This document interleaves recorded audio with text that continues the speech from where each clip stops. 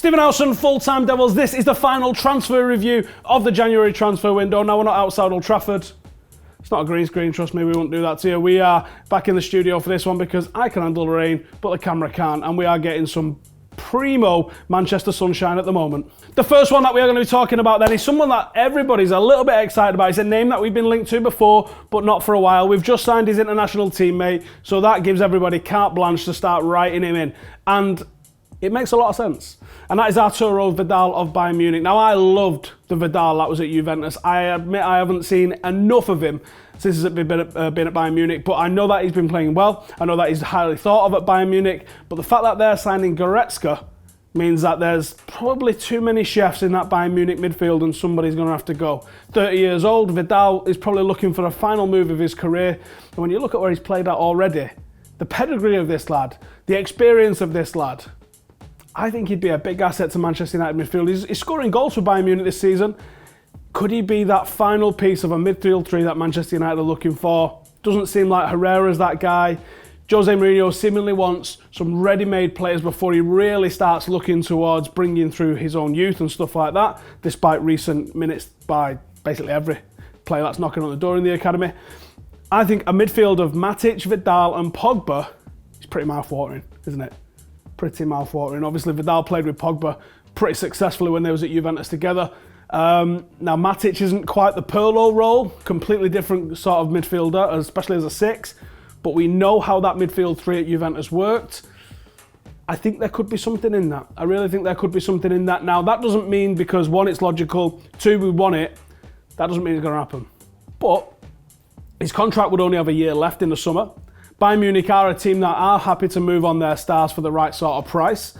And I think that it's the sort of player that United can go big on.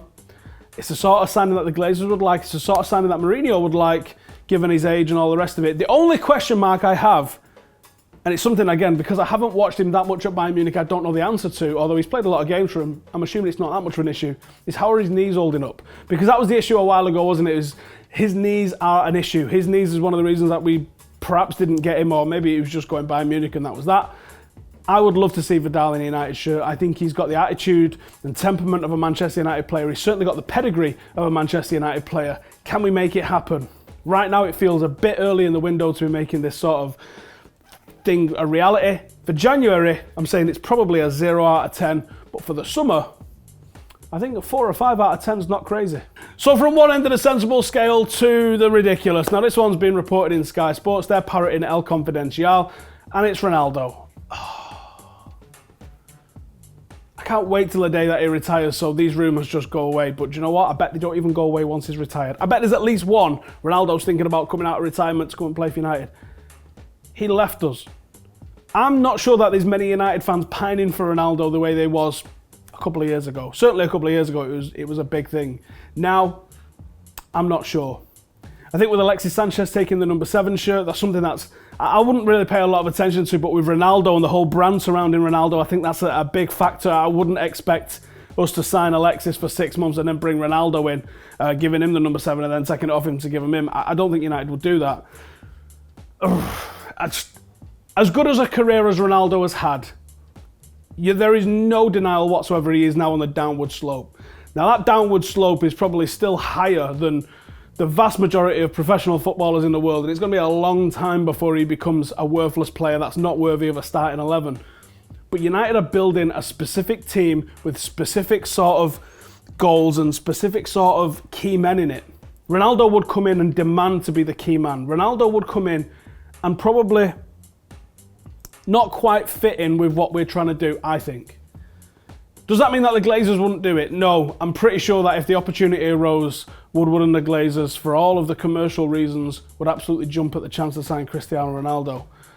But from a pure footballing perspective, yes, he's better than some of the players that we're playing in the starting 11, but as a team, I think Manchester United are better going in the direction that we're going in than signing somebody like Ronaldo. Now, the report that they're talking about in El Confidencial and in Sky Sports also mentions that United are going to be tempted with trying to get Bale and Ronaldo as way of a swap with David De Gea.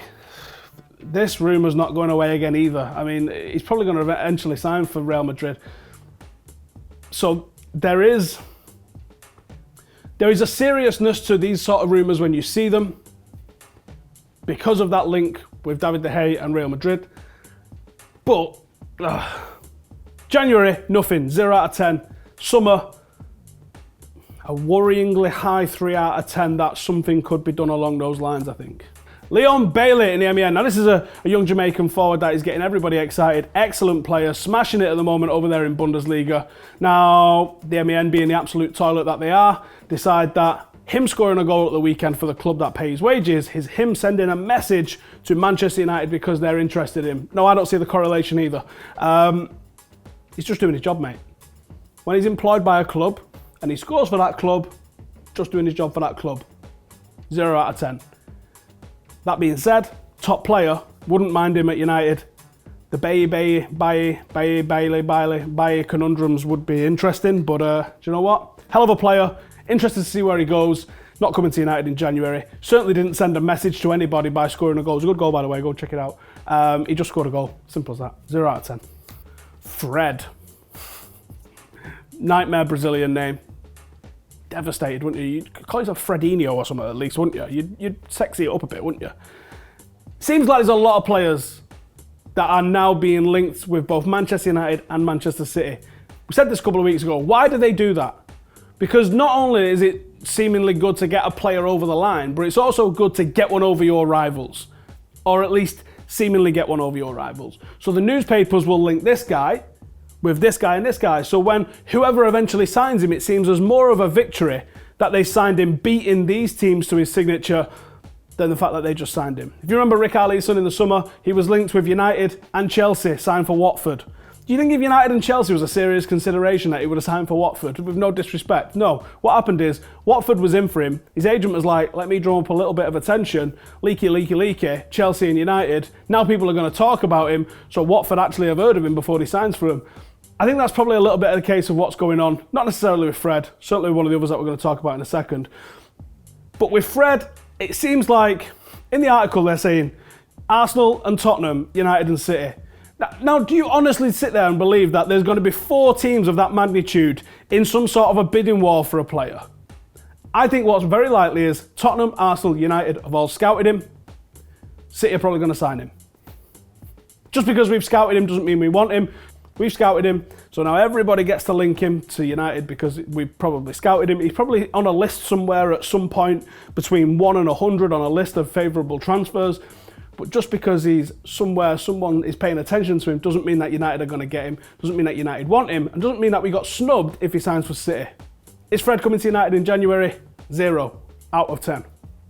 Now here's a name that we have been linked to heavily in the summer. A lot of fans was really keen on getting him, and that is Fabinho. Now what Fabinho has done is he's actually come out and quoted something that is very worthwhile reading, because this isn't a twisted quote like you quite often get. This is an actual quote from the player. If the right move comes up, perhaps a change in league or to a club with a bigger structure and higher ambitions, I would love that. My time at Monaco has been great. I managed to win a title, and now I believe my time here might be coming to an end. Now, that is an actual quote from a player. That's a sort of quote that you would be loving to get as a journalist, because this is a sort of quote that you don't usually get. This is the sort of quote that you never usually see with a player. That sort of honesty is rare and it's refreshing. I think that probably indicates that he's going to be on the move at some point soon. That gave everybody, including the Birmingham Mail, I guess that's the power of Manchester United, license to start writing up that he's going to be going to anywhere, because there's some sort of speculation that's going to back up that he is on the move. It's pretty easy to just start writing him on a link to every single club you've ever heard of, and Manchester United, being the biggest club in the world, is obviously the sort of place that's going to get linked to him. Would he improve United? Absolutely. Hell of a player. Could play as a number 6, possibly a number 8, back up as a right back, or even potential first choice at right back, so I can see that sort of move happening. I've got to give it some credence. For January, 0. For the summer, let's give it a 5. See how that goes down. As we was talking about, players linked to small clubs, and then we link them to big clubs so it actually gets in the press. Here is the prime example of that. The Daily Mirror reporting on a Marca article which says that Real Betis are in the mix with United, Chelsea, I think it was Real Madrid or something like that as well. So, what do we think is going to be the case there? Is Marc Bartra signing for Betis? I reckon that's probably what they're saying. Not sure if that's the summer or if that's in January, but they're linking into all of those clubs. United and Chelsea's name have clearly just been thrown in there because let's get some clicks on this article, I reckon. I don't think we're going to be signing him. I definitely think he's going to be signing for Real Betis, and I think that is a prime example of newspapers just linking to bigger clubs just because it's going to bring in the clicks. 0 out of 10, now and summer.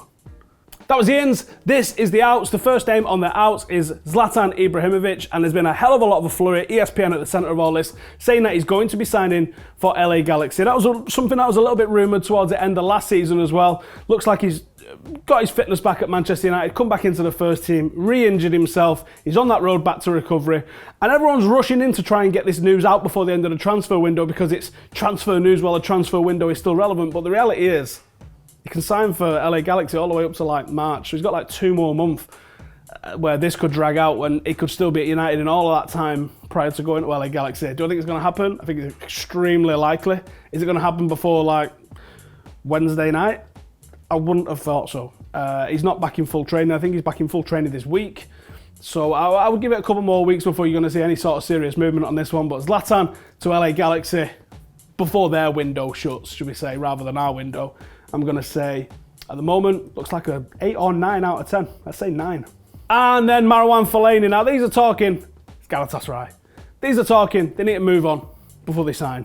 And if they move on, then they're going to sign Marouane Fellaini. His contract's up in the end of the summer. I think this is an ideal time for Manchester United to be cashing in. If we could do it now, I think we probably would. Looks like it's probably going to be in summer, at least I reckon, when this happens. He's going to be a massive signing for them because all players at Manchester United are on crazy wages. So I think if any player that leaves Manchester United, and this is why Manchester United, by the way, have a lot of trouble moving on players. And a lot of the time we have a trouble moving on players for transfer fees that are relative to what they're worth because they're on pretty big wages. That is an issue at Manchester United. And I think that we'll probably allow Fellaini to go in the summer for free, or he will go at a massive reduced price in January should he go because of the wages he's going to demand. We already knew what he was demanding from Manchester United. He's going to want similar wherever he goes. So let's say Fellaini to Galatasaray before the end of the window. Considering Mourinho said no in, no out, I've got to really take him at face value in that and say 3 out of 10. I reckon we can have our arm chanced. But I reckon it's more likely in the summer where I would probably give it like a 6 or a 7. But the end of this window, I'd say a 3 out of 10 for Fellaini being moved on. I definitely think he is going to be looking at a new club. I'm just not sure he's going to get that done before the end of the January window. Right, coming up next, we have got United on YouTube. And after that, I'm going to be talking about my evaluation of how we've done across the whole transfer window. United on YouTube is a video that we're going to be putting in every single Monday video, whether we're doing previews, whether we're doing the transfer review, or whether we're doing a full-time review following a match at the weekend. So if you want to get involved, send us your videos. The link is in the description below for how you can do that. It's your chance to get involved in this video. So take it away, lads. Obviously, it was all about our new number 7, Alexis Sanchez. What a debut. 2 assists, not bad. Alright everyone at FTD, that's Sound back with another Manchester United review. Manchester United have beaten Yeovil Town FC 4-0 and the mighty Alexis Sanchez has made his debut. What a waste of money, eh? I think he was trying to look for that link-up play, them little passes he used to play at Arsenal. He was looking for it with Mata, with Rashford. And I think he got it sometimes, and it was just amazing to see him everywhere, in the middle, on the right, which proves once again he can play anywhere up front. People absolutely rinsing him, rival fans. We've proper got under their skin, haven't we? It's hilarious. Yeah, really rinsed him. I thought he had a fantastic game. Angel Gomez come off the bench. I mean, he looks and has looked a real player. I don't think I mean, for Jose to throw him in there that soon is unlike him, really, historically. So that's probably a good sign. I don't think we're going to see much of him this season, but you never know. Can we challenge for the title? I think we can, especially with Sanchez completing now our fantastic squad. Thanks for watching, and I'll see you later. Peace. So then, thank you to those lads for sending it in. As I said earlier, if you want to get involved in United on YouTube, hit the link in the description below. We would love to have you. We'd love to feature some new faces. And if you want to end up in a preview with us or anything else that we do, then this is the gateway to get in through those. So if you want to get in the mix, hit the link in the description. Right, so talking about the transfer window, my evaluation of it is Manchester United have improved. And I think it's as simple as that. We got Alexis Sanchez, Premier League proven, genuine world-class talent for a player that, on his days, absolutely fantastic. On his off days, makes you want to pull your hair out. Hasn't settled, possibly in England or at Manchester United. There's been some clear relationship issues between himself and Jose Mourinho. That's obviously between those two, but I think it spilled out onto the pitch a little bit with some of the performances from Mkhitaryan. Fantastic at times for us, like I said, last season, especially in the Europa League final. So we thank him for that. As I said in a previous video, I'm not going to wish him luck. He's going to our rivals, but we will thank him for his service at Manchester United. Alexis Sanchez, we've made so many videos on Alexis Sanchez, I don't really need to repeat myself in what he brings. His first game for the club was exciting. It was fantastic. The game that we're playing this week is going to be a massive test of what he's going to do and what Mourinho's going to do. It might have come a little bit too early for us in terms of getting the best out of him and a team playing together, but it's going to be an interesting window into what's possible with Alexis Sanchez at Manchester United. Let's hope at Wembley he can go and do something and bring us 3 points. That'd be absolutely fantastic. I think he offers a major threat for us. He's a major tool for us in the Champions League, and I would love to see Manchester United go and annoy the hell out of everybody and win 1-0 all over Europe and actually make a real impact in the Champions League. And I think with someone like Alexis Sanchez, Manchester United can definitely go and do that. He's a level above Mkhitaryan. We've had a fantastic deal there. And the lads that have gone out on loan, we've got James Wilson who's gone to Sheffield United. We've got David Mitchell gone to Hearts, which I think he's now got 2 man of the matches in 2 games. That's pretty impressive. And we've also had Axel Tuanzebe go out on loan to show John Terry a little bit how to defend. So I think that's 3 loans that's going to suit those lads well. I expect 2 of those to come back. That's David Mitchell and Axel Tuanzebe, and really push for inclusion in the first team squad, if not minutes in the first team once they return. Some good loans for both of those lads. And we will see what happens with their careers. With James Wilson, not sure where that's going to lead to. But anyway, thank you for joining us. Let us know your thoughts on the transfer window in the description below. Has it been a good window for United? I think it's safe to say it has, hasn't it? So let us know your thoughts on that. Let us know your targets for the summer, all of the above. And if you want to get involved in United on YouTube, you know how to do that as well. Thank you for watching. We'll see you in the next one.